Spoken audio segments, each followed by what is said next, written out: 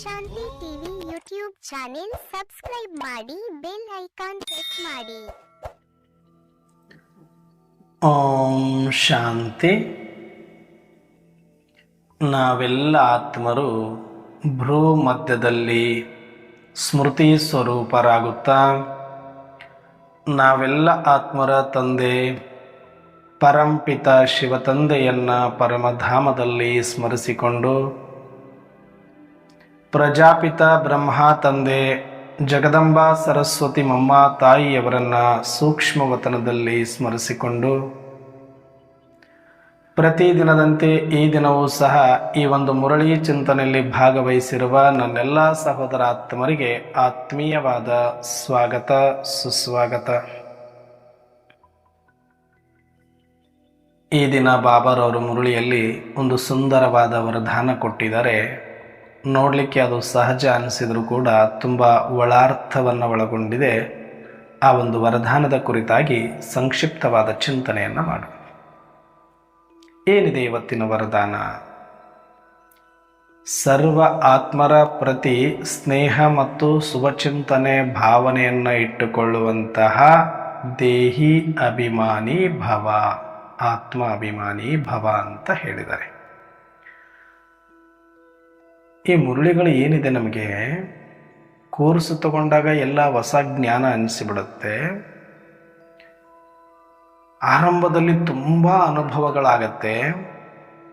ಪ್ರತಿನಿತ್ಯ ಮುರಳಿಯನ್ನು ಕೇಳ್ತಾ ಕೇಳ್ತಾ ಕೇಳ್ತಾ ಒಂದಷ್ಟು ತಿಂಗಳು, ವರ್ಷಗಳು ಕಳೆದ ಮೇಲೆ ಕೆಲವು ಶಬ್ದಗಳು ರಿಪಿಟೇಷನ್ ಆಗ್ತಾ ಆಗ್ತಾ ಆಗ್ತಾ ಆಗ್ತಾ ನಮಗೆ ಕೇಳುವುದು ಒಂದು ರೂಢಿ ಅಷ್ಟೇ ಆಗಿಬಿಡುತ್ತೆ. ಅದು ಆ ಮುರಳಿಯಲ್ಲಿ ನಮಗೆ ಕ್ಯೂರಿಯಾಸಿಟಿ, ಹೇಗೆ ಕೋರ್ಸ್ ತಗೊಳ್ಳುವಾಗ ನಮಗೆ ಕ್ಯೂರಿಯಾಸಿಟಿ ಇರುತ್ತೋ, ಆಸಕ್ತಿ ಇರುತ್ತೋ, ಅದೇ ಆಸಕ್ತಿ, ಅದೇ ಕ್ಯೂರಿಯಾಸಿಟಿ ಪ್ರತಿದಿನ ಮುರಳಿ ಕೇಳುವಾಗ ಇರಬೇಕಾಗಿತ್ತು.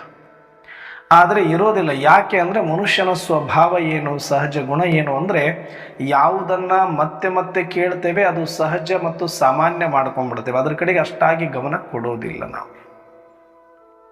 ಹೇಗೆ ಒಂದು ಡೈಲಿ ರುಟೀನ್ ಕೆಲಸ ನಾವು ಮಾಡ್ತಾ ಇರಬೇಕಾದ್ರೆ ಅದು ಮಾಡಿ ಮಾಡಿ ಮಾಡಿ ಮಾಡಿ ನಮ್ಮ ಶರೀರಕ್ಕೆ, ನಮ್ಮ ಇಂದ್ರಿಯಗಳಿಗೆ ಅನುಭವ ಆಗಿತ್ತು ಅಂದರೆ ಅದ್ರ ಕಡೆಗೆ ಗಮನ ಕೊಡೋದೇ ಇಲ್ಲ. ನಾವು ಮಾತಾಡ್ಕೊಂಡು ಇನ್ನೊಂದು ಮಾಡಿಕೊಂಡು ಮತ್ತೊಂದು ಮಾಡಿಕೊಂಡು ಆ ಕೆಲಸಗಳನ್ನು ಮಾಡ್ತೀವಿ, ಡೈಲಿ ರುಟೀನ್ ಕೆಲಸಗಳು. ಅದೇ ತರಹ ಈ ಮುರಳಿ ಅನ್ನೋದು ಕೂಡ ನಮಗೆ ಒಂದು ಡೈಲಿ ರುಟೀನ್ ಥರ ಆಗೋಗ್ಬಿಡುತ್ತೆ. ಆ ಥರ ಖಂಡಿತವಾಗಿ ಮಾಡ್ಕೋಬಾರ್ದು. ಅದು ಒಂದು ಡೈಲಿ ರುಟೀನ್ ಕಂಪಲ್ಷನ್ ಅಂತ ನಾವು ಮಾಡಿಕೊಂಡು ಮುಗಿಸ್ಲೇಬೇಕಲ್ಲ ಅನ್ನುವಂಥ ಒತ್ತಡದೊಳಗಡೆನೋ ಅಥವಾ ಬೇಕಾಬಿಟ್ಟಿಯೊಳಗಡೆ ಅಥವಾ ಅದು ಮಾಡಬೇಕು ಮಾಡ್ತೀನಿ ಅಂತ ಪಂಕ್ಚುಯಾಲಿಟಿಯಿಂದ ಮಾಡಿದರೂ ಕೂಡ, ಆದರೆ ಆಸಕ್ತಿ, ಡೇ 1 ಕೋರ್ಸ್ ತಗೊಳ್ಳುವಾಗ ಏನಿತ್ತು ಅದೇ ಆಸಕ್ತಿಯಿಂದ ಪ್ರತಿನಿತ್ಯ ಮುರಳಿಯಲ್ಲಿ ಕೂತ್ಕೊಂಡ್ರೆ ಮಾತ್ರ ಮುರಳಿಯ ಆಳ ಮತ್ತು ಅಗಲ ನಮಗೆ ಅರ್ಥ ಆಗುತ್ತೆ. ಇಲ್ಲ ಅಂದರೆ ಮುರಳಿಯಲ್ಲಿ ಎಷ್ಟೋ ವಿಷಯಗಳು, ಎಷ್ಟೋ ಗೂಢಾರ್ಥಗಳು, ಬಹಳ ಸೂಕ್ಷ್ಮ ವಿಚಾರಗಳು ಸುಮ್ಮನೆ ಸರಳವಾದ ಭಾಷೆಯಲ್ಲಿ ತಂದೆ ಹೇಳಿದರೂ ಕೂಡ ನಮ್ಮ ಬುದ್ಧಿಗೆ ಅದು ಮುಟ್ಟೋದಿಲ್ಲ. ನೋಡಿ, ಇವತ್ತಿನ ಮುರಳಿಯ ವರದಾನ ಏನಿದೆ ಬಹಳ ಸಹಜ ಅನಿಸುತ್ತೆ. ನೀವೆಲ್ಲರೂ ಓದಿರ್ತೀರಿ ಇದನ್ನು ಅಥವಾ ಈಗ ಕೇಳಬಹುದು. ಏನಿದೆ, ಏನನ್ನವ್ರೆ ಅಂಥ ವಿಶೇಷ ಏನಿದೆ? ಸರ್ವ ಆತ್ಮರ ಪ್ರತಿ ಸ್ನೇಹ ಮತ್ತು ಶುಭ ಭಾವನೆ ಇಟ್ಟುಕೊಳ್ಳುವಂತಹ ಆತ್ಮ ಅಭಿಮಾನಿ ಭವ ಅಥವಾ ದೇಹಿ ಅಭಿಮಾನಿ ಭವ ಅಂತ ಹೇಳಿದ್ದಾರೆ. ಏನು ಹೊಸದಿದೆ ಇದರಲ್ಲಿ? ತುಂಬ ಇದೆ, ಕಲಿಯೋದಿದೆ. ನಾನು ಯಾವಾಗ ಕೋರ್ಸು ತಗೊಂಡೆ ಅದಕ್ಕಿಂತ ಮುಂಚೆ ಸಾಕಷ್ಟು ಒಂದಷ್ಟು ಅಧ್ಯಯನ ನನ್ನ ಶಕ್ತಿ ಅನುಸಾರ ನಾನು ಮಾಡಿಕೊಂಡಿರೋದ್ರಿಂದ ಈ ಜ್ಞಾನದ ವ್ಯಾಲ್ಯೂ ನನಗೆ ಗೊತ್ತಾಯಿತು. ಹಿಂದೆ ಯಾವ ಸತ್ಯ ಪರಮಾತ್ಮನನ್ನು ಅರ್ಥ ಮಾಡ್ಕೊಳ್ಳೋದಕ್ಕೆ ಸಾಕಷ್ಟು ಆಧ್ಯಾತ್ಮಿಕ ಚಿಂತಕರ ಜೊತೆ ಸಂಘದಲ್ಲಿದ್ದುಕೊಂಡು ಗಂಟೆಗಟ್ಟಲೆ, ದಿನಗಟ್ಟಲೆ ಅವರ ಮಾತುಗಳನ್ನು ಕೇಳಿಸ್ಕೊಳ್ತಾ, ಎಷ್ಟೋ ಪ್ರವಚನಗಳನ್ನು ಆಲಿಸ್ತಾ, ಎಷ್ಟೋ ಪುಸ್ತಕಗಳನ್ನು ಓದ್ತಾ, ನನ್ನ ಶಕ್ತಿ ಅನುಸಾರ ಒಂದು ಚೂರು ಸಮಯ ವ್ಯರ್ಥ ಮಾಡದೆ ನಾನು ಇದರಲ್ಲೇ ಕಾಲ ಕಳೆದಿದ್ದು ಒಂದು 10 ವರ್ಷ, ಚಿಕ್ಕ ವಯಸ್ಸಿನಿಂದ ಹಿಡಿದು. ಅದು ನನಗೆ ಬಹಳ ಉಪಯೋಗಕರ ಆಗಿದೆ. ಯಾಕೆ ಅಂದರೆ ಯಾರು ಡೈರೆಕ್ಟಾಗಿ ಯಾವುದೇ ಅಧ್ಯಯನ ಇಲ್ಲದ ಬ್ರಹ್ಮಕುಮಾರಿ ಸುಜ್ಞಾನಕ್ಕೆ ಬಂದಾಗ ಆರಂಭದಲ್ಲಿ ಸ್ವಲ್ಪ ವಾವ್ ಅಂತ ಅನಿಸುತ್ತೆ. ಬಟ್ ಇದು ಸಹಜ ಆಗೋಗುತ್ತೆ, ಇದ್ರ ವ್ಯಾಲ್ಯೂ ಅಷ್ಟು ಗೊತ್ತಾಗೋದಿಲ್ಲ. ಏನಿದೆ ನಮಗೆ ನೇರ ನೇರ ಎಲ್ಲ ಗೊತ್ತಾಗ್ಬಿಡುತ್ತಲ್ಲ ಅಂತ. ಬಟ್ ಯಾರು ಈ ಸತ್ಯವನ್ನು ಅರ್ಥ ಮಾಡ್ಕೊಳ್ಬೇಕು ಅಂತ ಒಂದಷ್ಟು ಹೊರಗಡೆ ಎಲ್ಲ ಪರಿಶ್ರಮ ಪಟ್ಟು ಒಂದಷ್ಟು ಗ್ರಂಥಗಳನ್ನು ಅಧ್ಯಯನ ಮಾಡಿ ಸಾಕಷ್ಟು ಸಂತರ ಶರಣರ ಸೇವೆಯಲ್ಲಿ ಇದ್ದು ಯಾರ ಪರಿಶ್ರಮ ಪಟ್ಟ ಮೇಲೆ ಇದು ಸಿಕ್ಕಿದೆ ಜ್ಞಾನ, ಅವರಿಗೆ ಆಗುವ ಆನಂದವೇ ಬೇರೆ. ಯಾಕಂದ್ರೆ ಅವ್ರು ಹುಡುಕ್ತಾ ಇದ್ರು, ಅದಕ್ಕಾಗಿ ಪರಿಶ್ರಮ ಮಾಡ್ತಾ ಇದ್ರು. ಇಲ್ಲಿ ಭಗವಂತ ಕೊಡುವಂತ ತಿಳಿಸುವಂತ ಒಂದೊಂದು ಜ್ಞಾನದ ಮುತ್ತು ರತ್ನಗಳು ವಾಕ್ಯಗಳು ಎಷ್ಟು ಆನಂದವನ್ನು ಕೊಡುತ್ತೆ ಅಂತ ಅದನ್ನು ಹೇಳೋದಕ್ಕೆ ಸಾಧ್ಯ ಇಲ್ಲ, ಅಷ್ಟು ಆನಂದ ಇದೆ ಅದರಲ್ಲಿ. ನನಗೆ ಗೊತ್ತಾಗಿದ್ದು ಈ ಜ್ಞಾನಕ್ಕೆ ಬಂದ ಮೇಲೆ ಹೊರಗಷ್ಟೆಲ್ಲ ಓದಿದ್ರು ಕೂಡ ನನಗೇನು ತಿಳಿದಿರ್ಲಿಲ್ವೋ ಅದೆಲ್ಲವೂ ಇಲ್ಲಿಗೆ ಬಂದ ಮೇಲೆ ನಾನು ಅನ್ಕೊಂಡಿದ್ದು ಇಷ್ಟು ತಿಳ್ಕೊಳ್ಬೇಕು ಅಂತ ಇಷ್ಟು ನನಗೆ ಸಿಕ್ಕಿದೆ, ಬೇಕಾದಷ್ಟು ಸಿಕ್ಕಿದೆ, ಜ್ಞಾನದ ಖಜಾನೆ ಸಿಕ್ಕಿಬಿಟ್ಟಿದೆ. ಆ ಆನಂದ ಏಳತೀರದ ಆನಂದ ಆಗೋಗಿತ್ತು. ಅದಕ್ಕೆ ನಾನು ಪ್ರತಿ ದಿನ ಮುರಳಿಯಲ್ಲಿ ಬಹಳ ಕ್ಯೂರಿಯಾಸಿಟಿಯಿಂದ ಏನು ಒಂದೊಂದು ಮಾತು ಒಂದೊಂದು ಶಬ್ದ ಇದು ಪರಮಾತ್ಮ ಬಳಸ್ತಾರೆ ಅಂದ ಮೇಲೆ ಆ ಶಬ್ದಕ್ಕೆ ಅಷ್ಟು ತೂಕ ಇದೆ ಅಂತ ನಾನು ಸ್ವಲ್ಪ ಗಮನ ಕೊಟ್ಟು ವಿಶೇಷವಾಗಿ ಅವುಗಳನ್ನು ಕೇಳ್ತಾ ಕೇಳ್ತಾ ಬಂದಿರೋದ್ರಿಂದ ಒಂದಷ್ಟು ಯಥಾರ್ಥದ ಕಡೆಗೆ ಹೋಗಲಿಕ್ಕೆ ನನಗೆ ಸಹಕಾರಿ ಆಯಿತು. ಹಾಗಾಗಿ ನಾನು ನಿಮ್ಮ ಜೊತೆ ಯಾವಾಗಲೂ ಹಂಚಿಕೊಳ್ಳೋದೇನು ಅಂದರೆ, ಪಾಪ ಎಲ್ಲರೂ ಇಷ್ಟು ಪರಿಶ್ರಮ ಪಟ್ಟಿರ್ತಾರೆ ಅಂತಲ್ಲ, ಎಲ್ಲರಿಗೂ ಇಷ್ಟು ಆಸಕ್ತಿ ಮೊದಲು ಇರುತ್ತೆ ಅಂತನೂ ಇಲ್ಲ, ಎಲ್ಲರಿಗೂ ಮತ್ತು ಅಷ್ಟು ಸಮಯ ಸಿಕ್ಕಿರುತ್ತೆ ಅಂತನೂ ಇಲ್ಲ. ಆದರೂ ಈ ಜ್ಞಾನಕ್ಕೆ ನಾವೆಲ್ಲರೂ ಬಂದಿದ್ದೀವಿ ಅಂದ ಮೇಲೆ ಈಗಲಾದರೂ ಅರ್ಥ ಮಾಡ್ಕೊಳ್ಳಿ. ಕೋರ್ಸ್ ತಗೊಂಡ್ಬಿಟ್ರೆ ಮುಗಿದಿಲ್ಲ ನಮ್ಮ ಕೆಲಸ, ಬಾಬರವರು ಮಗುವಾಗ್ಬಿಟ್ರೆ ಮುಗಿದಿಲ್ಲ ನಮ್ಮ ಕೆಲಸ, ಮೌಂಟ್ ಅಬುಗೆ ಹೋಗ್ಬಿಟ್ರೆ ಮುಗಿದಿಲ್ಲ ನಮ್ಮ ಕೆಲಸ, ಪ್ರತಿನಿತ್ಯ ಮುರಳಿ ಕೇಳ್ತಾ ಇದ್ದೀನಿ ಅಂದರೆ ಮುಗಿದಿಲ್ಲ ನಮ್ಮ ಕೆಲಸ. ಇದೆಲ್ಲ ಹೊರಗಿನ ಸಂಪ್ರದಾಯದ ಆಚರಣೆ, ಒಂದು ಕಂಪಲ್ಸರಿ ಅಷ್ಟೇ. ಒಂದು ನಾವು ಈ ಮಾರ್ಗದಲ್ಲಿ ನಡಿಲಿಕ್ಕೆ ಬೇಕಾಗಿರುವ ಒಂದಷ್ಟು ನಿಯಮಗಳಷ್ಟೇ. ಇದು ಜ್ಞಾನಧಾರಣೆ ಅಲ್ಲ,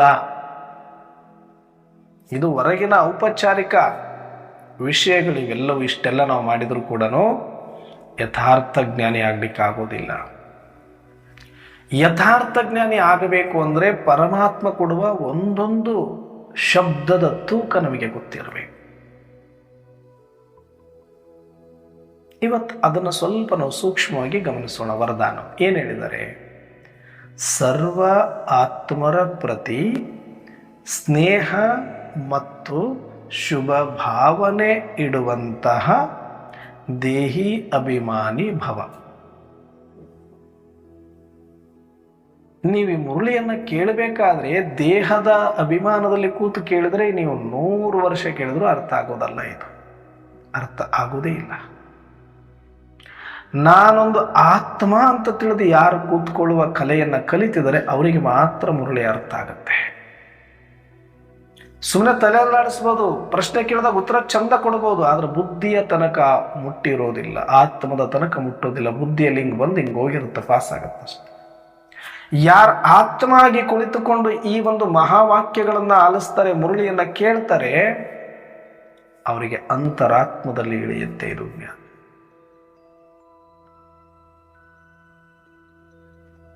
ಇವತ್ತಿಗೂ ಕೂಡ ಈ ಜ್ಞಾನಕ್ಕೆ ಬಂದ ಮೇಲೆ ಬಹಳಷ್ಟು ಜನಗಳು, ಬಹಳಷ್ಟು ಕ್ಲಾಸ್ಗಳು ದೇಹದ ಆರೋಗ್ಯ, ಸಂಬಂಧ, personality, relationship management, personality development, memory management. ನನಗೊಂದೊಂದ್ಸಲ ಹುಚ್ಚು ನಗು ಬರ್ತದೆ. ಇದರಲ್ಲಿ ಎಲ್ಲಾದರೂ ಆತ್ಮ ಅಂತ ಇದೆಯಾ? ಶರೀರದ ಆರೋಗ್ಯದ ಬಗ್ಗೆ ಎಷ್ಟು ಜನ ಮಾತಾಡ್ತಾರೆ ಹೇಳಿ? BKS ಏನು ಕಡಿಮೆ ಇದೆಯಾ ಅದ್ರ ಜ್ಞಾನ ಹೊರಗಡೆ? ಅದನ್ನ ಹೇಳೋದಕ್ಕೆ ಬೇಕಾದಷ್ಟು ಜನ ಇದ್ದಾರೆ. ಯಾಕಂದ್ರೆ ಇದು ಗೊತ್ತಿಲ್ಲ ಅವರಿಗೆ, ಆತ್ಮಜ್ಞಾನ ಅವರಿಗೆ ಗೊತ್ತಿಲ್ಲ. ಅವ್ರೇನು ಹೇಳ್ತಾರೆ ಇದನ್ನ? ಯಾವ ಶಾಸ್ತ್ರಗಳು ಹೇಳಕ್ಕಾಗ್ಲಿಲ್ಲ ಇದನ್ನ, ಯಾವ ಧರ್ಮಾತ್ಮರು ಇದನ್ನ ಅಷ್ಟು ಯಥಾರ್ಥವಾಗಿ ತಿಳಿಸ್ಲಿಕ್ಕಾಗಿಲ್ಲ, ಯಾವ ಮಹಾತ್ಮರು ಅಷ್ಟು ತಿಳಿಸಕ್ಕಾಗಿಲ್ಲ ಅಂತಾನೆ ಪರಮಾತ್ಮ ಬಂದು ತಿಳಿಸ್ತಾ ಇರೋ ವಿಷಯ ಇದು. ನಮಗೆ ಗೊತ್ತಿರೋದು ಆತ್ಮಕ್ಕೆ ಸಂಬಂಧಪಟ್ಟ ವಿಚಾರಗಳು. ನಾವು ಯಾವುದು ಆತ್ಮದ ವಿಚಾರವನ್ನ ಸ್ವಯಂ ಪರಮಾತ್ಮ ನಮಗ ಕರೆದು ಹೇಳಿದಾರೋ ಅದನ್ನೇ ನಾವು ಗೌಣ ಮಾಡಿಕೊಂಡು ಮತ್ತೆ ನಾವು ಶರೀರದ ಬಗ್ಗೆ ಮಾತಾಡ್ತೀವಿ, ಶರೀರದ ಆರೋಗ್ಯದ ಬಗ್ಗೆ ಮಾತಾಡ್ತೀವಿ ಅಂದ್ರೆ ಎಂಥ ಘೋರ ಪಾಪಿಗಳು ನಾವೆಲ್ಲ.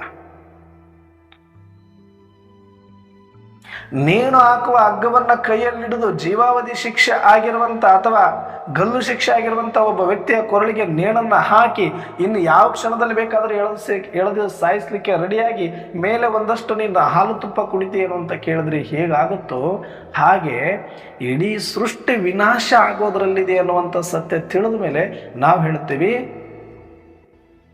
Physical health, mental health, social health ಭಾಷಣ ಮಾಡೋಕ್ಕೆ ಚೆನ್ನಾಗಿರೋ. ಕೇಳೋರಿಗೇನು ಗೊತ್ತು ಪಾಪ, ನೀವು ಏನು ಹೇಳಿದ್ರು ಕೇಳ್ತಾರೆ, ಅವ್ರಿಗೆ ಅದೇ ಬೇಕು. ಕೈ ನೋವು, ಕಾಲು ನೋವು, ಮಂಡಿ ನೋವು, ಸೊಂಟ ನೋವು, ಕತ್ತು ನೋವು ಅಂತ 28 ರೋಗಗಳಿದೆ ಈಗ ಎಲ್ರಿಗೂ. ನೀವು ಹೇಳಿದ ತಕ್ಷಣ ಕಿವಿ ಹಿಂಗೆ ನೆಗುರಿಸ್ಕೊಂಡು ಕೇಳ್ತಾರೆ. ಸುಟ್ಟು ಹೋಗೋ ಶರೀರಕ್ಕೆ, ಬಿದ್ದು ಹೋಗೋ ಶರೀರಕ್ಕೆ ಮಾತಾಡಿ ಸಮಯ ವ್ಯರ್ಥ ಮಾಡ್ತೀರಿ ಅಂತಂದರೆ ಇದಕ್ಕಿಂತ ಮಹಾಪಾಪ ಮತ್ಯಾವುದು ಇಲ್ಲ ಬಾಬಾರವರ ಮಕ್ಕಳಿಗೆ. ಬೇರೆಯವ್ರು ಮಾತಾಡಲಿ, ಅವ್ರ ಕೆಲಸನೇ ಅದ. ಪಾಪ ಅವ್ರಿಗೇನು ಗೊತ್ತಿಲ್ಲ ಜಗತ್ತಿನ ಇನ್ನೂ ವಿಚಾರಗಳು, ಕಾಲಜ್ಞಾನ ಗೊತ್ತಿಲ್ಲ ಅವರಿಗೆ, ತ್ರಿಕಾಲಜ್ಞಾನಿಗಳಲ್ಲ ಅವರು. ನಾವು ಬಾಬಾರವರ ಮಕ್ಕಳಾಗಿ ಪ್ರತಿಯೊಬ್ಬರು ಕೂಡ ತ್ರಿಕಾಲಜ್ಞಾನಿಗಳು, ತ್ರಿಮೂರ್ತಿಗಳಾಗಿ ಬಾಬಾ ಹೇಳ್ತಾರೆ, ನಾನು ಬಂದಿರೋದೆ ಆತ್ಮಕ್ಕೆ ಸ್ಮೃತಿ ಕೊಡ್ಲಿಕ್ಕೆ ಅಂತ, ನಾನು ಬಂದಿರೋದೆ ಆತ್ಮವನ್ನ ಉದ್ಧಾರ, ಆತ್ಮ ಕಲ್ಯಾಣ ಮಾಡಲಿಕ್ಕೆ ಅಂತ, ನಾನು ಬಂದಿರೋದೆ ಆತ್ಮದ ಜೊತೆ ಮಾತಾಡ್ಲಿಕ್ಕೆ ಅಂತ. ಅದಕ್ಕೆ ಅಪ್ಪನೇಕೋ ಆತ್ಮ ಸಮಜ್ ಬೈಟೋ.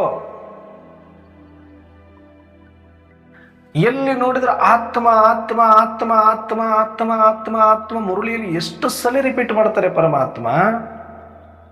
ನಮಗೆ ಯಾರಿಗೂ ಅದರ ಚಿತ್ತೆ ಮಸ್ತಾಗಿದ್ದೀವಿ. ಯಾಕಂದ್ರೆ ಇನ್ನೂ ಬೆಂಕಿ ಬಿದ್ದಿಲ್ಲ, ಬಾಂಬ ಬಿದ್ದಿಲ್ಲ, ಯುದ್ಧ ನಡೆದಿಲ್ಲ, ಏನೇನೋ ನಮ್ಮ ಕಲ್ಪನೆಗಳು ಅನ್ಕೊಂಡಿದ್ವಿ. ಮಸ್ತ್ ಐತಿ, ಇನ್ನೂ ಚೆನ್ನಾಗೈತಿ, ಇನ್ನೂ ಎಷ್ಟೋ ವರ್ಷಗಳು ಐತಿದ ಆರಾಮಾಗಿ ಹಿಂಗೆ ಉಂಡು ತಿಂದು ಮಜಾ ಮಾಡ್ಕೊಂಡು ಇದ್ದು ಬಿಡೋಣ.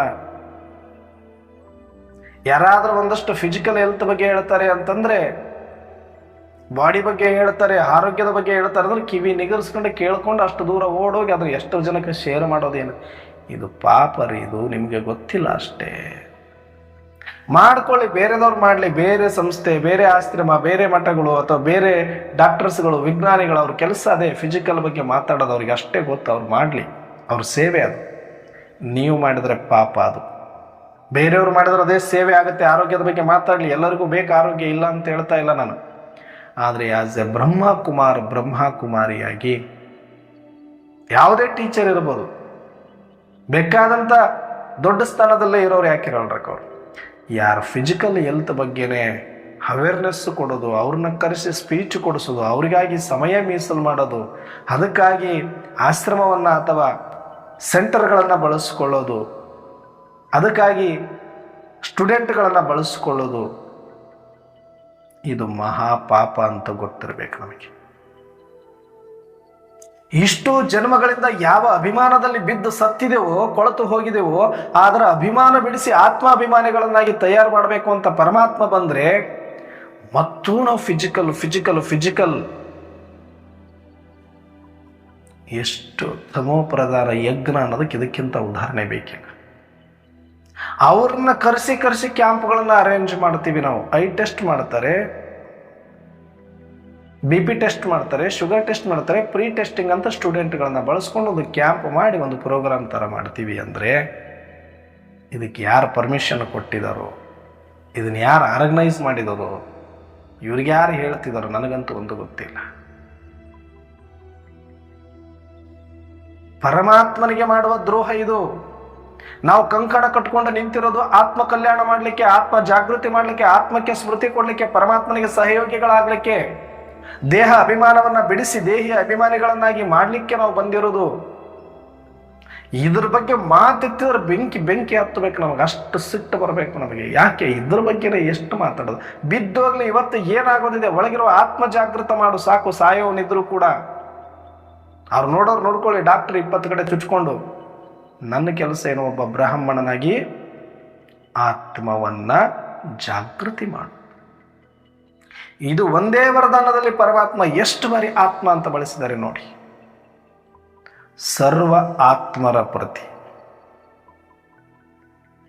ಸ್ನೇಹ, ಶುಭ ಚಿಂತನೆ, ಭಾವನೆ ಇಟ್ಕೊಳ್ಳುವಂಥ, ಶುಭ ಭಾವನೆ ಇಟ್ಟುಕೊಳ್ಳುವಂಥ ದೇಹಿ ಅಂದ್ರೇನು ಆತ್ಮ. ಸರ್ವ ಆತ್ಮರ ಪ್ರತಿ ಅಂತಾನೆ ಬಳಸ್ಯಾರ. ಆತ್ಮರ ಪ್ರತಿ ಕಲ್ಯಾಣ ಅಷ್ಟೇ ಇರಬೇಕು ನಮಗೆ, ದೇಹದ ಪ್ರತಿ ಅಲ್ಲ. ಆತ್ಮದ ಪ್ರತಿ ಸ್ನೇಹ ಇರಬೇಕು. ದೇಹದಾರಿಗಳ ದೇಹದ ಸಂಬಂಧ, ದೇಹದ ಆರೋಗ್ಯದ ಬಗ್ಗೆ ಅಲ್ಲ ಸ್ನೇಹ ನಮ್ಮದು.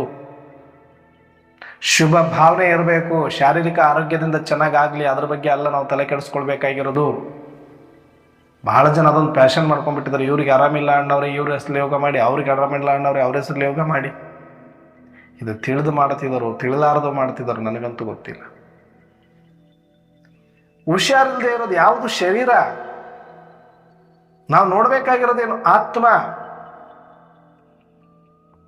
ಯಾರಿಗೆ ಯೋಗ ಮಾಡ್ಬೇಕು? ಏನಂತ ಯೋಗ ಮಾಡ್ತೀರಿ? ಸದಾ ಯೋಗಿ ಅದು ಆತ್ಮ. ಅದಕ್ಕೇನು ಯೋಗ ಮಾಡೋದಿದೇನೋ?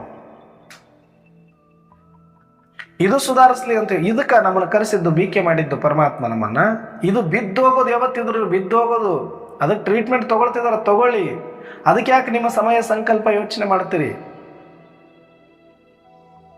ಒಳಗಡೆ ಇರುವ ಆತ್ಮ ಜಾಗೃತಿ ಆಗಿಲ್ಲಲ್ಲ ಅಂತ ನಮಗೆ ಬೇಜಾರಬೇಕು. ಒಳಗಡೆ ಇರುವ ಆತ್ಮ ಈ ಶರೀರ ಬಿಡೋದ್ರೊಳಗಡೆ ಅದಕ್ಕೊಂದಷ್ಟು ಸ್ನೇಹ ಕೊಡಬೇಕು, ಪ್ರೀತಿ ಕೊಡಬೇಕು, ಅದಕ್ಕೊಂದಷ್ಟು ಶುಭ ಭಾವನೆ ಮಾಡಬೇಕು. ಈ ಶರೀರ ಆರೋಗ್ಯ ಆಗ್ಬಿಡ್ಲಿ ಅಂತ ನಾವು ಶುಭ ಭಾವನೆ ಮಾಡೋದಲ್ಲ. ಒಳಗಿರುವ ಆತ್ಮ ಬೇಗ ಅರ್ಥ ಮಾಡ್ಕೋ, ಪರಮಾತ್ಮ ಬಂದಿದ್ದಾರೆ, ನಿನ್ನ ಸ್ಮೃತಿಯಲ್ಲಿ ಬಂದು ಬಿಡುವಂತ ಆತ್ಮಕ್ಕೆ ಶುಭ ಭಾವನೆ ಕೊಡಬೇಕಲ್ಲ, ಹೊರತಾಗಿ ಶರೀರ ಗುಣಮುಖ ಆಗ್ಲಿ ಅಂತ ಅಲ್ಲ. ಅದು ನಮ್ಮ ಕೆಲಸ ಅಲ್ಲ. ಶರೀರ ಅದು ಯಾವತ್ತಿದ್ರು ಯಾವಾಗ ಹೋಗ್ಬೇಕು ಅವಾಗೇ ಹೋಗೋದು. ಒಂದಗಳು ಹೆಚ್ಚಿರದು, ಒಂದಗಳು ಕೊರೆ ಇರದು, ತಿಂದು ನಿನ್ ಅನ್ನರುಣ ತೀರುತ್ತಲೆ ಪಯಣ. ಹಿಂದಕ್ಕಾಗದೊಂದು ಕ್ಷಣ ಮುಂದಕ್ಕುಂಕಾದಿರದು, ಸಂದ ಲೆಕ್ಕವದೆಲ್ಲ ಮಂಕುತಿಮ್ಮ ಅಂತ DVG ಅವರೇ ಹೇಳೋಗಿದ್ದಾರೆ. ಅವ್ರಿಗೆ ಇನ್ನೂ ಕಾಲಜ್ಞಾನ ಗೊತ್ತಿರಲಿಲ್ಲ. ಬಹುಶಃ ಸ್ವಲ್ಪ ಆರಂಭ ಲಾಸ್ಟಲ್ಲಿ ಅವರ ಅಂತಿಮದಲ್ಲಿ ಏನಾದರೂ ಬ್ರಹ್ಮಕುಮಾರಿ ಸಂಪರ್ಕಕ್ಕೆ ಬಂದಿದ್ರು ಏನೋ, ನನಗಂತೂ ಗೊತ್ತಿಲ್ಲ. ಇಷ್ಟು ಚಂದ ಬರೆದೋಗಿದ್ದಾರೆ ಡ್ರಾಮಾದ ಬಗ್ಗೆ ಅವರು. ಎಕ್ಯುರೇಟ್ ಅಂತ ಬಾಬಾ ಹೇಳ್ತಾರೆ ಡ್ರಾಮಾ, ಕಲ್ಯಾಣಕಾರಿ ಅಂತ ಬಾಬಾ ಹೇಳ್ತಾರೆ ಡ್ರಾಮಾ, ಮಂಗಳಕಾರಿ ಡ್ರಾಮಾ ಅಂತ ಹೇಳ್ತಾರೆ. ಅದನ್ನು ತಪ್ಸಕ್ ಆಗೋದಿಲ್ಲ ಅಂತ ಹೇಳ್ತಾರೆ. ಇನ್ನು ಅದಕ್ಕೇನು ಶುಭ ಭಾವನೆ ಮಾಡ್ತೀರಿ ನೀವು? ಕಿಡ್ನಿಗೆ ಲಿವರ್ಗೆ ಶುಭ ಭಾವನೆ ಮಾಡ್ತೀರಾ? ಆರೋಗ್ಯ ಅಂದ್ರೇನು? ಅದೇ ತಾನೇ ಕೆಟ್ಟಿರೋದು ಒಳಗಡೆ. ಹಾರ್ಟೋ ಕಿಡ್ನಿನೋ ಲಿವರು ಇನ್ನೊಂದು ಮತ್ತೊಂದು, ಅದಕ್ಕೆ ಶುಭ ಭಾವನೆ ಕೊಡ್ಬೇಕಾ ನಾವು? ಆತ್ಮದ ಪ್ರತಿ ಶುಭ ಭಾವನೆ ಏನಂಗಂದ್ರೆ, ಆತ್ಮದ ಪ್ರತಿ ಈ ಶರೀರ ಯಾವಾಗ ಬೇಕಾದ್ರೂ ಬಿಟ್ಟೋಗ್ಬೋದು. ಇದು ಬಿಡೋದ್ರೊಳಗಡೆ ಅರ್ಥ ಮಾಡ್ಕೋ, ಇಂಥ ಭಾಗ್ಯ ಸಿಗೋದಿಲ್ಲ ನಿನಗ. ನೀನ್ ಸಾಕ್ಷಾತ್ ಸ್ವಯಂ ಪರಮಾತ್ಮನ ಸಂತಾನ ಇದೆಯಾ, ಶಿವ ಸ್ವರೂಪನಿದೆಯಾ, ಜ್ಯೋತಿ ಸ್ವರೂಪನಿದೆಯಾ, ಮಂಗಳಕರನಿದೆಯಾ, ಶಕ್ತಿಶಾಲಿ ಇದೆಯಾ? ಈ ಶರೀರ ಬಿದ್ರೇನು ಎದ್ರೇನು, ನಿನಗೇನಾಗಬೇಕಾಗಿದೆ? ನೀನು ಎದ್ದೇಳು ಮೊದಲು. ನೀನು ಬಿದ್ದಿದೆಯಾ, ನೀನು ಮಲಗಿದೆಯಾ? ಈ ಶರೀರ ಬಿದ್ದೋಗೋದ್ರ ಬಗ್ಗೆ ಯೋಚನೆ ಮಾಡಬೇಡ. ಅದರ ಪ್ರತಿ ಸ್ನೇಹ ಇದ್ದವರು ಈ ಮಾತಾಡ್ತಾರೆ. ಆತ್ಮರ ಪ್ರತಿ ಸ್ನೇಹ ಅಂತ ಹೇಳಿದ್ರೇನು? ಆತ್ಮದ ಕಲ್ಯಾಣಕ್ಕಾಗಿ, ಆತ್ಮದ ಜಾಗೃತಿಗಾಗಿ, ಆತ್ಮದ ಸ್ಮೃತಿಗಾಗಿ ನಾವು ಪ್ರಯತ್ನ ಪಡೋರಷ್ಟೇ. ಶರೀರಕ್ಕೆ ನಮಗೆ ಸಂಬಂಧ ಇಲ್ಲ, ಅದ್ರ ಜೊತೆ ವ್ಯವಹಾರನೇ ಇಲ್ಲ ನಮಗೆ. ನಂದಾದರೂ ಸರಿ, ನಿಮ್ಮದಾದರೂ ಸರಿ. ನಂದೇನಾದರೂ ನೀವ್ಯಾರು ತಲೆ ಕೆಡಿಸ್ಕೊಳ್ಳೋ ಅವಶ್ಯಕತೆ ಇಲ್ಲ, ನಿಮ್ಮದೇನಾದರೂ ನಾನಂತೂ ತಲೆ ಕೆಡಿಸ್ಕೊಳ್ಳೋದು ಇಲ್ಲ. ಯಾರದ್ದಾದರೂ ತಲೆ ಕೆಡಿಸ್ಕೊಳ್ಳೋದು. ಬಟ್ ಜವಾಬ್ದಾರಿ ನನಗಿತ್ತ, ತಾಯಿನೋ ತಂದೆನೋ ಅಣ್ಣನೋ ತಮ್ಮನೋ ಬಂಧುನೋ ಬಳಗನೋ, ನನ್ನ ಜವಾಬ್ದಾರಿ ಇತ್ತ ಪಾತ್ರದಲ್ಲಿ ಕೇರಿಂಗ್ ಮಾಡ್ಬೋದು, ಒಳ್ಳೆ ಟ್ರೀಟ್ಮೆಂಟ್ ಕೊಡಿಸ್ಲಿಕ್ಕೆ ಪ್ರಯತ್ನ ಪಡ್ಬೋದು. ಆದರೆ ನನ್ನ ಸಂಕಲ್ಪಗಳನ್ನು, ನನ್ನ ಭಾವನೆಗಳನ್ನು, ನನ್ನ ಸ್ಥಿತಿಯನ್ನು ಶರೀರಕ್ಕಾಗಿ ಎಂದೂ ಬಳಸೋದಿಲ್ಲ, ಬಳಸಬಾರದು. ಅದು ಮಹಾಪಾಪ. ಆ ಆತ್ಮಕ್ಕೆ ಮಾಡುವ ದ್ರೋಹ ನಾವು. ಕಡೆ ಕ್ಷಣದವರೆಗೂ ನಾನು ಟ್ರೀಟ್ಮೆಂಟ್ ಏನೇ ಕೊಡಿಸ್ತಾ ಇದ್ರು ಕೂಡ ನನ್ನ ಶುಭ ಭಾವನೆ ಆತ್ಮಕ್ಕೆ ಇರುತ್ತೆ. ಏನೋ ಆದಷ್ಟು ಬೇಗ ನೀನು ಸ್ಮೃತಿಯಲ್ಲಿ ಬಂದು ಬಿಡು, ಪರಮಾತ್ಮನನ್ನು ಅರ್ಥ ಮಾಡ್ಕೊಂಡು ಬಿಡು. ಪರಮಾತ್ಮ ತಂದೆ ಬಂದಿದ್ದಾರೆ, ಹೇಳು, ಜಾಗೃತನಾಗು. ನೀನು ಸಾಮಾನ್ಯನಲ್ಲ, ಅಮೃತಶ್ಯ ಪುತ್ರ ಅಂತ ವಿವೇಕಾನಂದರು ಅವತ್ತೇ ಜಾಗೃತ ಮಾಡಿದ್ದು. ಆತ್ಮನನ್ನು ಯಾವುದೇ ಶರೀರವನ್ನು ಜಾಗೃತ ಮಾಡಲಿಲ್ಲ. ಇನ್ನು ಇಷ್ಟು ಕಾಲಜ್ಞಾನ ತಿಳಿದುಕೊಂಡು ನಾವು ಶರೀರದ ಬಗ್ಗೆ, ಶರೀರದ ಆರೋಗ್ಯದ ಬಗ್ಗೆ ಏನು ಕ್ಲಾಸ್ಗಳು, ಏನು ಕ್ಯೂರಿಯಾಸಿಟಿ, ಏನು ಕೇಳೋದು? ಇವ್ರು ಇದ್ರ ಬಗ್ಗೆ ಹಿಂಗೆ ಹೇಳ್ಯಾರೆ, ಇವ್ರು ಉಣ್ಣೋದ್ರ ಬಗ್ಗೆ ಹಿಂಗೆ ಹೇಳಿದ್ರೆ ಇವೆಲ್ಲ ಯಾಕೆ ಫಾಲೋ ಮಾಡ್ತಾ ಇದ್ದಾರೆ ಅಂದ್ರೆ ಶರೀರ ಚೆನ್ನಾಗಿರುತ್ತೆ ಅಂತ ಮಾಡ್ತಿದ್ದಾರೆ ಅಷ್ಟೇ. ಆತ್ಮ ಚೆನ್ನಾಗಿರುತ್ತೆ ಅನ್ನೋದಕ್ಕೆ ಬೇಕಾದಷ್ಟು ಪರಮಾತ್ಮ ಕೊಟ್ಟಿದ್ದಲ್ಲ ಚಾರ್ಟ್, ಅದನ್ನ ಎಷ್ಟು ಮಾಡ್ತಾ ಇದ್ದೀರಿ?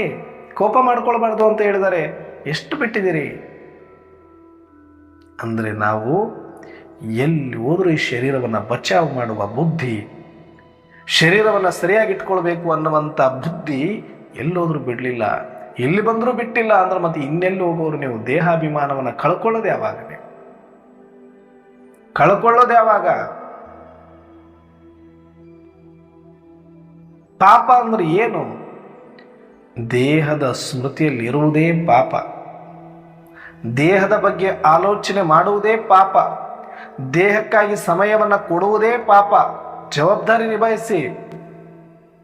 ಆದರೆ ಅನ್ಯತಾ ಶರೀರದ ಆರೋಗ್ಯ ಅಂತ ಬಾಯಿ ಬಡ್ಕೊಳ್ಳೋದಾಗ್ಲಿ, ಯೋಚನೆ ಮಾಡೋದಾಗ್ಲಿ, ಯಾರದ್ದಾದ್ರೂ ಆಗಲಿ, ಅದು ನಿಮ್ಮದೇ ಆಗಿದ್ರು ಕೂಡ ಮೇ ಆತ್ಮ ಹೂ ಅಂತ ಇರಬೇಕು.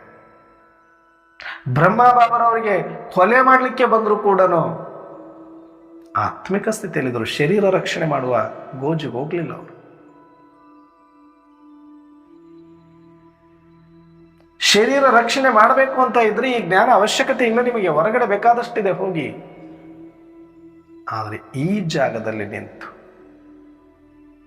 ಶರೀರದ ಬಗ್ಗೆ ಮಾತಾಡ್ತೀವಿ, ಸಂಬಂಧಗಳ ಬಗ್ಗೆ ಮಾತಾಡ್ತೀವಿ, ಮೈಂಡ್ ಮ್ಯಾನೇಜ್ಮೆಂಟ್ ಬಗ್ಗೆ ಮಾತಾಡ್ತೀವಿ, ಪರ್ಸನಾಲಿಟಿ ಬಗ್ಗೆ ಮಾತಾಡ್ತೀವಿ. ನಾನು ಯಾರನ್ನೂ ಆರೋಪ ಮಾಡ್ತಾ ಇಲ್ಲ, ಸೂಕ್ಷ್ಮತೆಯನ್ನು ಅರ್ಥ ಮಾಡ್ಕೊಳ್ಳಿ ಅಂತ ಹೇಳ್ತಾ ಇದ್ದೀನಿ ಅಷ್ಟೆ. ನನಗೊಂದಷ್ಟು ಆ ಸೂಕ್ಷ್ಮತೆ ನನಗೆ ಗೊತ್ತಾಗಿದೆ, ನಿಮಗೆ ಅರ್ಥ ಮಾಡಿಸೋ ಪ್ರಯತ್ನ. ನೀವು ಕೇಳಿದ್ರೆ ನನಗೇನು, ಕೇಳಿಲ್ಲ ಅಂದ್ರೆ ನನಗೇನು. ನೀವು ಯಾವುದಾದ್ರೂ ಮಾಡ್ಕೊಳ್ಳಿ. ಅಂದರೆ ದೇಹದ ಪ್ರತಿ ನಾವು ಕೊಡುವ ಒಂದೊಂದು ಸಂಕಲ್ಪವು ಪಾಪ. ಯಾಕಂದ್ರೆ ಯಾವ ದೇಹದ ಅಭಿಮಾನವನ್ನು ಬಿಡಿಸ್ಲಿಕ್ಕೆ ಪರಮಾತ್ಮ ಬಂದರು, ದೇಹದ ಬಗ್ಗೆ ಪ್ರೇಮವನ್ನು ಮರೆಸ್ಲಿಕ್ಕೆ ಬಂದರು, ದೇಹದ ಮೇಲೆ ಇರುವ ಸ್ನೇಹವನ್ನು ಕಡಲಿಕ್ಕೆ ಬಂದರು, ಅದನ್ನು ಇನ್ನೂ ಹೆಚ್ಚು ಮಾಡ್ಕೊಳ್ತೀವಿ ಅಂದರೆ ಅದು ಪರಮಾತ್ಮನ ವಿರೋಧಿ ಕೆಲಸ ಆಗುತ್ತೆ ಅನ್ನುವ ಸೂಕ್ಷ್ಮ ಸತ್ಯ ನಿಮಗೆ ಗೊತ್ತಿರಲಿ ಅಂತ ಹಂಚ್ಕೊಳ್ತಾ ಇದ್ದೀನಿ ಅಷ್ಟೆ.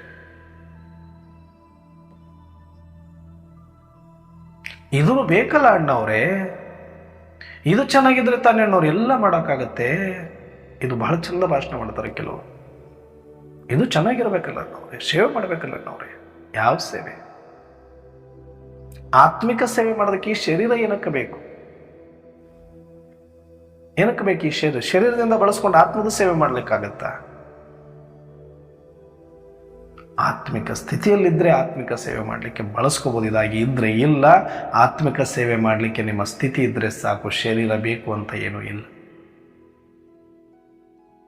ಆತ್ಮಿಕ ಸ್ಥಿತಿ ಮಾಡ್ಕೊಳ್ಳೋದಕ್ಕೆ ತಯಾರಿಲ್ಲ, ಆತ್ಮದ ಕಡೆ ಲಕ್ಷ್ಯ ಇಲ್ಲ, ಆತ್ಮದ ಅಭಿಮಾನಿ ಆಗ್ತಾ ಇಲ್ಲ, ಆತ್ಮಕ್ಕೆ ಸ್ನೇಹ ತೋರಿಸ್ತಾ ಇಲ್ಲ, ಆತ್ಮಕ್ಕೆ ಶಿವ ಭಾವನೆ ಮಾಡೋದು ಗೊತ್ತಾಗ್ತಾ ಇಲ್ಲ.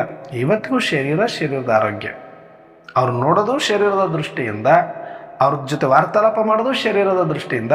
ಅವ್ರ ಆರೋಗ್ಯ ಸ್ವಲ್ಪ ಹೆಚ್ಚು ಕಡಿಮೆ ಆದ್ರೂ ಕೂಡ ನಾವು ಅವಾಗ ಹೆಚ್ಚು ಕಡಿಮೆ ನಾವು ತೋರಿಸ್ತಾ ಇದ್ದೀವಿ. ಅಂದರೆ ಇನ್ನು ನಾವೆಲ್ಲರೂ ದೇಹದ ಅಭಿಮಾನಿಗಳೇ ಆಗಿದ್ದೀವಿ. ಎಷ್ಟು ವರ್ಷ ಆದ್ರೆ ಏನು ಬಂತು? ಏನು ಬಂತು? ಯಾವ ಕರ್ತವ್ಯಕ್ಕಾಗಿ ಪರಮಾತ್ಮ ಬಂದಿದ್ದಾರೆ? ಯಾವ ಹುಚ್ಚನ್ನು ಬಿಡಿಸ್ಲಿಕ್ಕೆ ಬಂದಿದ್ದಾರೆ? ಯಾವುದನ್ನು ಚೀಚಿ ಅಂತ ಹೇಳಲಿಕ್ಕೆ ಬಂದಿದ್ದಾರೆ? ಅದಕ್ಕೆ ಶೃಂಗಾರ ಮಾಡಿಕೊಂಡು, ಅದಕ್ಕೆ ಆರೋಗ್ಯ ಕೊಟ್ಕೊಂಡು, ಅದಕ್ಕೆ ಔಷಧಿ ಕೊಟ್ಕೊಂಡು, ಅದಕ್ಕೆ ಚೆನ್ನಾಗಿರಬೇಕು ಅಂತ ನಾವೆಲ್ಲರೂ ಯೋಗ ಮಾಡಬೇಕು ಅಂತ ಈ ಯೋಗದ ಒಂದು ಸಂಘಟನೆಯನ್ನೇ ಆ ಶರೀರಕ್ಕಾಗಿ ಬಳಸ್ತೀವಿ. ಅಂದರೆ ಇದಕ್ಕಿಂತ ದುರ್ದೈವ ಮತ್ತೆ ಯಾವುದಿದೆ ನಮಗೆ? Be careful. ದೇಹಿ ಅಭಿಮಾನಿಗಳಾಗಬೇಕು ನಾವು, ಶರೀರದ ಅಭಿಮಾನಿಗಳಲ್ಲ. ನಿಮಗೆ ಜವಾಬ್ದಾರಿ ಇದೆಯಾ? ನೀವು ಚೆನ್ನಾಗಿ ನೋಡ್ಕೊಳ್ಳಿ. ನಿಮ್ಮ ತಂದೆನೋ, ತಾಯಿನೋ, ಬಂಧುನೋ, ಬಳಗೋ, ಮಗನೋ, ಸೊಸೆನೋ ಯಾರೇ ಇರಲಿ, ಅವ್ರಿಗೆ ಆರೋಗ್ಯ ತಪ್ಪಿತ್ತಾ? ಟೆನ್ಷನ್ ಮಾಡ್ಕೊಳ್ಳೋದಲ್ಲ, ಸಂಕಲ್ಪನೂ ಮಾಡೋ ಅವಶ್ಯಕತೆ. ಟ್ರೀಟ್ಮೆಂಟ್ ಏನು ಬೇಕೋ ಅದನ್ನು ಕೊಡಿ ಅಷ್ಟೆ. ಟೈಮ್ ಕೊಡಿ, ಅವರಿಗೆ ಧೈರ್ಯ ಕೊಡಿ, ಬೇಡ ಅನ್ನಲ್ಲ ನಾವು. ಆದರೆ ಆತ್ಮಕ್ಕೆ ಅದಕ್ಕಿಂತ ಹತ್ತುಪಟ್ಟು ನಿಮ್ಮ ಕಾನ್ಸಿಯಸ್ ಎಲ್ಲಿರಬೇಕು, ಅದರ ಸೋಲ್, ಆ ಶರೀರದೊಳಗಡೆ ಇರುವ ಸೋಲಿಗೆ ನಿಮಗೆ ಕಾಂಟ್ಯಾಕ್ಟೇ ಹೊರತಾಗಿ ಶರೀರದ ಜೊತೆ ನಿಮಗೇನು ಕಾಂಟ್ಯಾಕ್ಟ್ ಇಲ್ಲ. ನಿಮಗೆ ಅಷ್ಟೊಂದು ಶರೀರದ ಮೇಲೆ ವ್ಯಾಮೋಹ ಇದ್ರೆ, ಶರೀರದ ಜೊತೆ ಕಾಂಟ್ಯಾಕ್ಟ್ ಇದ್ರೆ, ಸತ್ತ ಮೇಲೂ ಮನೆಗೆ ಇಟ್ಕೊಳ್ಳಿ ಫ್ರಿಡ್ಜಲ್ಲಿ. ಅವತ್ತೆ ಯಾಕೆ ಬಿಟ್ಟುಬಿಡ್ತೀರಿ? ಮತ್ತೆ ಅದನ್ನ ನಾವು ತೊಗೊಂಡೋಗಿ ತುಳಿದು ಬರ್ತೀರಿ, ಸುಟ್ಟು ಬರ್ತೀರಿ, ಮಣ್ಣಲ್ಲಿ ಹಾಕಿ. ಮತ್ತೆ ಬದುಕಿರುವಾಗ ಯಾಕೆ ಶರೀರ ಅಂತ ಸಾಯ್ತೀರಿ? ಆತ್ಮ ಏನು ತಪ್ಪು ಮಾಡಿದೆ? ನನ್ನನ್ನು ಕಾಪಾಡು ಅಂದ್ರೆ ಮನೇನ ಕಾಪಾಡಕ್ಕೆ ಹೋಗ್ತಾನಂತೆ. ಈಗ ಒಂದು ಮನೆಗೆ ಬೆಂಕಿ ಹತ್ತಿದೆ, ಒಳಗಿರುವ ವ್ಯಕ್ತಿಯನ್ನು ಕಾಪಾಡ್ತಿರೋ, ವ್ಯಕ್ತಿ ಕಡೆ ಗಮನ ಕೊಡ್ತಿರೋ, ಮನೆ ಇಲ್ಲಿ ಸುಡ್ತಾ ಇದೆ, ಅಲ್ಲಿ ಸುಡ್ತಾ ಇದೆ, ಸುತ್ತ ಮನೆ ನೋಡ್ಕೊಂಡು ಓಡಾಡ್ತಾ ಇರ್ತಿರೋ, ಅಲ್ಲ ಬೀಳ್ತಿದ್ದಂಗೆ ಮನೆ ಕಟ್ಟಕ್ಕೆ ನೋಡ್ತಾ ಇರ್ತಿರೋ, ಮೇಷನ್ರನ್ನು ಕರೆಸಿಬಿಟ್ಟು ಈ ಕಲ್ಲು ಬಿತ್ತು, ಇಲ್ಲಿ ಸಿಮೆಂಟ್ ಹಾಕಿ, ಇಲ್ಲಿ ಪ್ಲಾಸ್ಟರ್ ಮಾಡು ಅಂತ, ಅಥವಾ ಇಲ್ಲಿ ಆರಿಸು ಅಂತ ಅಗ್ನಿಶಾಮಕ ದಳದವ್ರಿಗೆ ಹೇಳ್ಕೊಂಡು ಮನೆ ಭಾಗಗಳನ್ನು ತೋರಿಸ್ಕೊಂಡೇ ಇರ್ತಿರೋ, ಒಳಗಡೆ ಇರೋ ವ್ಯಕ್ತಿಯನ್ನು ಕಾಪಾಡ್ತಿರೋ? ಒಂದು ಸಲ ಇಮ್ಯಾಜಿನ್ ಮಾಡ್ಕೊಳ್ಳಿ, ಒಳಗಡೆ ಮಾಲಕ್ ಇದ್ದಾನೆ, ಒಳಗಡೆ ಆ ಮನೆ ಮಾಲಕ್ ಇದ್ದಾನೆ, ಅಥವಾ ಒಂದು ಮಗು ಇದೆ, ಮನೆಗೆ ಸುತ್ತಲೂ ಬೆಂಕಿ ಹತ್ತಿದೆ, ಆ ವ್ಯಕ್ತಿ ಪಾರಾಗಕ್ಕೆ ಆಗ್ತಾ ಇಲ್ಲ, ಹೊರಗಡೆ ಇನ್ನೂ ಬೆಂಕಿ ಹತ್ತಿದೆ ಅನ್ಕೊಳ್ಳಿ, ಅವ್ರಿಗೆ ಬರುವಷ್ಟು ಶಕ್ತಿ ಇಲ್ಲ, ಭಯ ಬಿದ್ದು ಒಳಗಡೆ ಬಿದ್ದಿದ್ದಾರೆ. ಮೊದಲು ಹೋಗಿ ಅವ್ರನ್ನ ಕಾಪಾಡಬೇಕು, ಅವ್ರ ಜೊತೆ ಮಾತಾಡಬೇಕು, ಅವ್ರಿಗೆ ಧೈರ್ಯ ಕೊಡಬೇಕು, ಅವ್ರನ್ನ ರಕ್ಷಣೆ ಮಾಡೋದು ನೋಡ್ತೀರೋ? ಅಯ್ಯೋ, 1 ಕೋಟಿ ರೂಪಾಯಿ ಮನೆ, ಒಳಗಡೆ ಇರೋರ ಕಡೆ ಗಮನನೇ ಕೊಡದೆ ಹೊರಗಡೆ ನೀವೇನೆಲ್ಲ ಆರಿಸಬೇಕು ಅಂತ ಪ್ರಯತ್ನ ಮಾಡಿದ್ರೆ ಒಳಗಡೆ ಇರೋನು ಏನು ಶಾಪ ಹಾಕಲ್ವ ನಿಮಗೆ? ಒಳಗಡೆ ಇರೋನು ಸುಟ್ಟೋದ್ರೂ ಪರವಾಗಿಲ್ವ ನಿಮಗೆ? ಸತ್ತೋದ್ರೂ ಪರವಾಗಿಲ್ವಾ? ಜಡವಾಗಿರುವ ಮನೆ ಕಡೆಗೆ ಆ ಗಮನ ಇದೆ ನಿಮ್ಮದು ಹೊರತಾಗಿ ಒಳಗಡೆ ಇರುವ ಚೈತನ್ಯದ ಕಡೆಗೆ, ಜೀವನ ಕಡೆಗೆ ಇಲ್ಲ ಅಂದರೆ ಎಷ್ಟು ಹಬಾಸ ಆಗುತ್ತೋ. ನಾವು ಮಾಡ್ತಾ ಇರೋದು ಆಸ್ ಇಟ್ ಈಸ್ ಸೇಮ್. ಶರೀರ ಅನ್ನೋದು ಬಿದ್ದೋಗೋ ಮನೆ, ಇದಕ್ಕೆ ಸ್ವಲ್ಪ ಹುಷಾರು ತಪ್ಪಿದ್ರೆ ಸಾಕು, ಅಲ್ಲಿ ಹೋಗು ಇಲ್ಲಿ ಹೋಗು, ಈ ಹಾಸ್ಪಿಟ್ಲು, ಈ ಡಾಕ್ಟ್ರು, ಇದನ್ನು ಮಾಡು ಅದನ್ನು ಮಾಡು, ಇದಕ್ಕೆ ಎಷ್ಟು ಉದ್ದ ಹೇಳ್ತೀವಿ ನಾವು.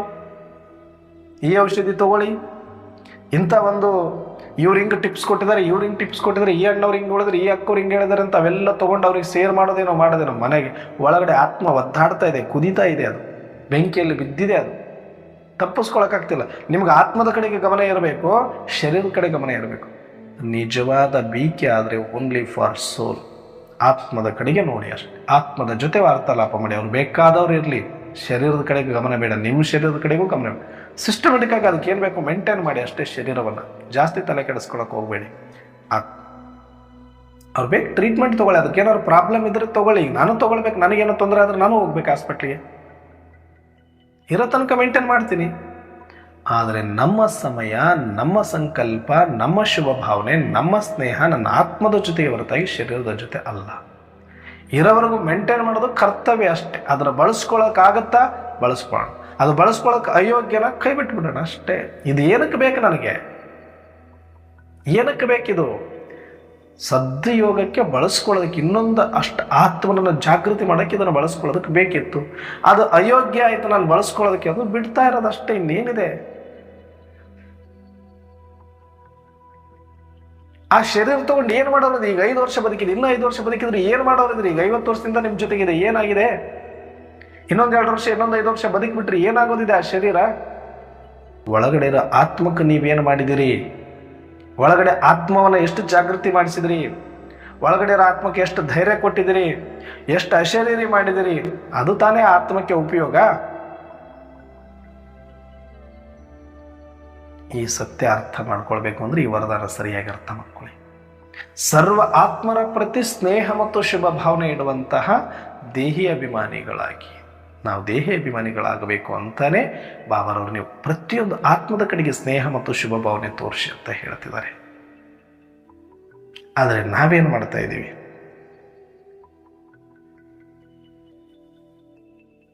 ಶರೀರದ ಕಡೆಗೆ.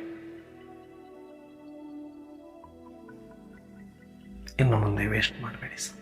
ಪಾಪಕ್ಕೆ ಜಮ ಆಗ್ತೀವಿ. ಅದು ಸೂಕ್ಷ್ಮವಾಗಿ ನಿಮ್ಗೆ ಗೊತ್ತಿದೆಯೋ ಗೊತ್ತಿಲ್ಲೋ ಪರಮಾತ್ಮನ ವಿರೋಧಿಗಳಾಗಿದ್ದೀವಿ. ಮಾಯಾ ಸಪೋರ್ಟರ್ಸ್ ಯಾರೆಲ್ಲ ದೇಹದ ಬಗ್ಗೆ ಮಾತಾಡ್ತಾರೆ, ದೇಹದ ಆರೋಗ್ಯದ ಬಗ್ಗೆ ಮಾತಾಡ್ತಾರೆ, ಅದರ ಬಗ್ಗೆನೇ ಚಿಂತನೆಗಳನ್ನು ಮಾಡ್ತಾರೆ, ಅದನ್ನೇ ಶೇರ್ ಮಾಡ್ತಾರೆ, ಅದನ್ನೇ ಇನ್ನೊಬ್ಬರದ್ದು ಕೇಳ್ತಾರೆ, ಅವ್ರ ಮನಸ್ಸನ್ನು ಆ ಕಡೆ ಡೈವರ್ಟ್ ಮಾಡ್ತಾರೆ ಅಂದರೆ ಅವರು ಪರಮಾತ್ಮನ ವಿರೋಧಿಗಳು. ಮಾಯಾ ಪಕ್ಷವಾದಿ, ಮಾಯಾಪರ ನಿಂತಿರೋ ದೇಹದ ಅಭಿಮಾನವನ್ನು ಇನ್ನೂ ಹುಟ್ಟಿಸ್ತಾ ಇದ್ದಾರೆ.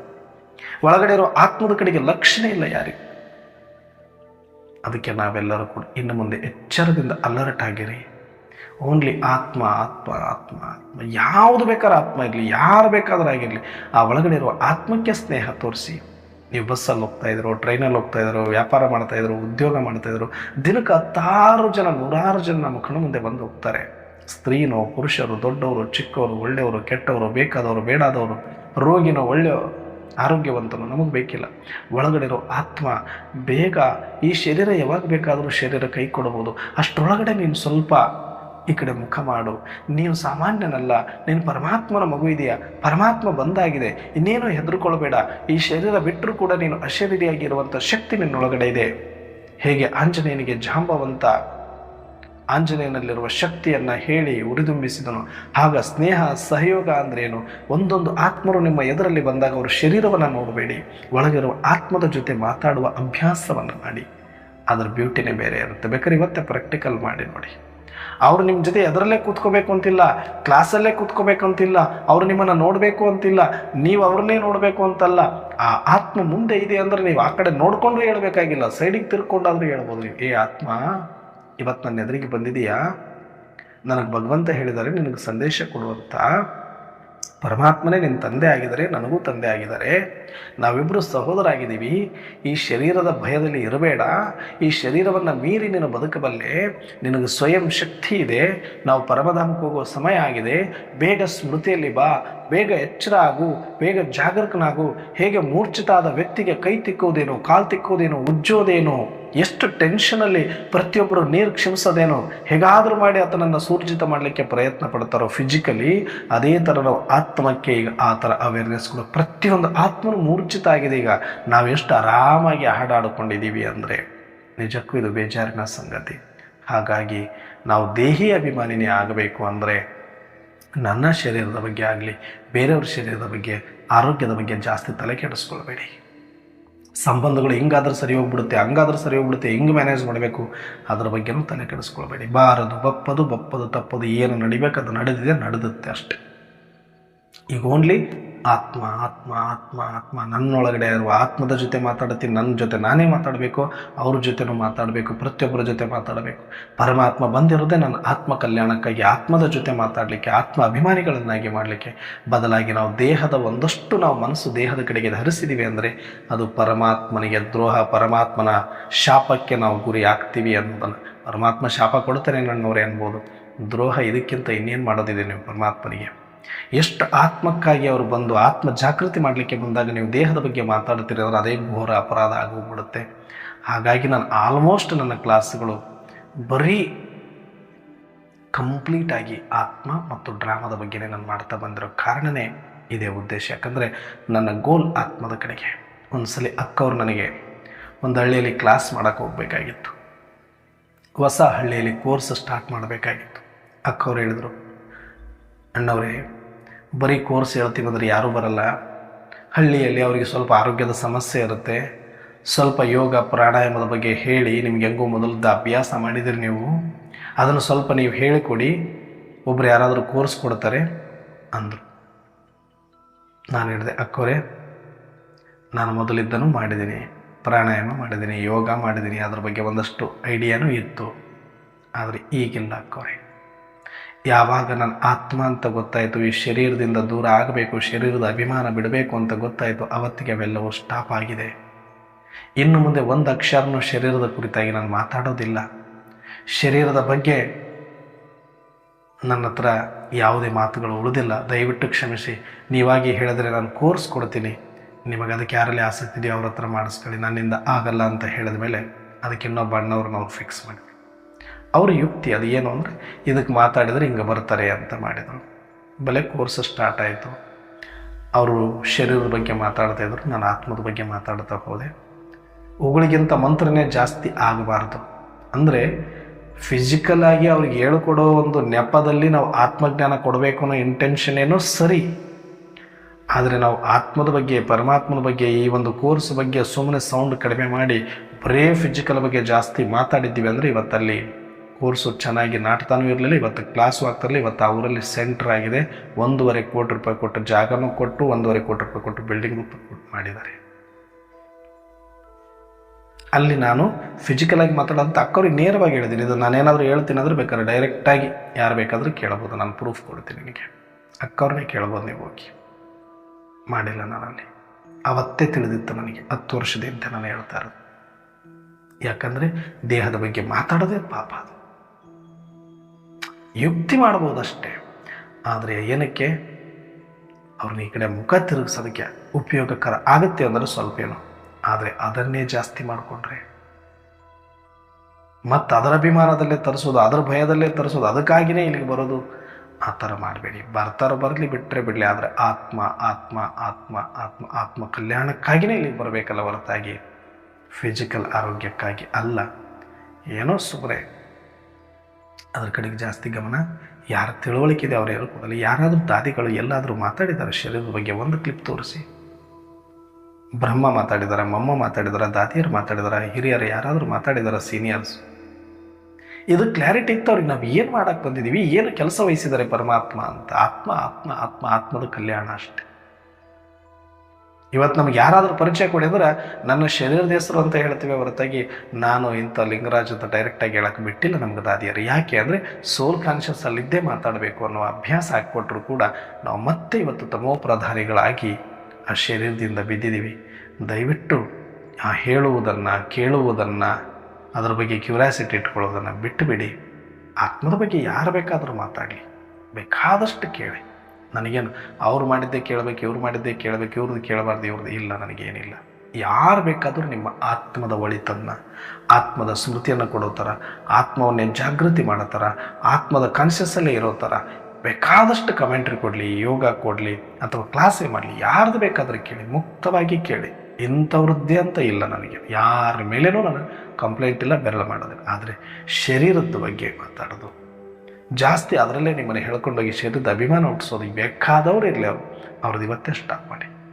ಏನೂ ಆಗಲ್ಲ, ಏನಾಗಬೇಕು ಅದೇ ಆಗುತ್ತೆ, ಜಾಸ್ತಿ ತಲೆ ಕೆಡಿಸ್ಕೊಬೇಡಿ. ಒಂದಷ್ಟು ಇನ್ಫಾರ್ಮೇಷನ್ ಬೇಕಾ ಹೊರಗಡೆ ತೊಗೊಳ್ಳಿ, ಇದನ್ನು ಬಳಸ್ಕೋಬೇಡಿ ಈ ಯಜ್ಞವನ್ನಂತ ದಯವಿಟ್ಟು ನಿಮ್ಮೆಲ್ಲರಲ್ಲಿ ಕೇಳ್ತೀನಿ. ಯಾಕಂದರೆ ಇದು ಪಾಪದಲ್ಲಿ ಜಮಾ ಆಗುತ್ತೆ. ಅಂಥ ತಪ್ಪನ್ನು ಮಾಡದೆ ಓನ್ಲಿ ನಾವು ಆತ್ಮದ ಸ್ಮೃತಿಯಲ್ಲಿದ್ದು ಎಲ್ಲರಿಗೂ ಆತ್ಮದ ದೃಷ್ಟಿಯನ್ನು ಕೊಟ್ಟು ಆತ್ಮ ಜಾಗೃತಿ ಮಾಡುವಂಥ ಶುಭ ಭಾವನೆಯನ್ನು, ಸ್ನೇಹವನ್ನು ಕೊಟ್ಟು ನಾವು ದೇಹಿ ಅಭಿಮಾನಿಗಳಾಗೋಣ ಅಂತ ಹೇಳ್ತಾ ಇವತ್ತಿನ ಚಿಂತನೆಯನ್ನು ಮುಕ್ತಾಯ ಮಾಡೋಣ. ಅಚ್ಚ ಓಂ ಶಾಂತಿ.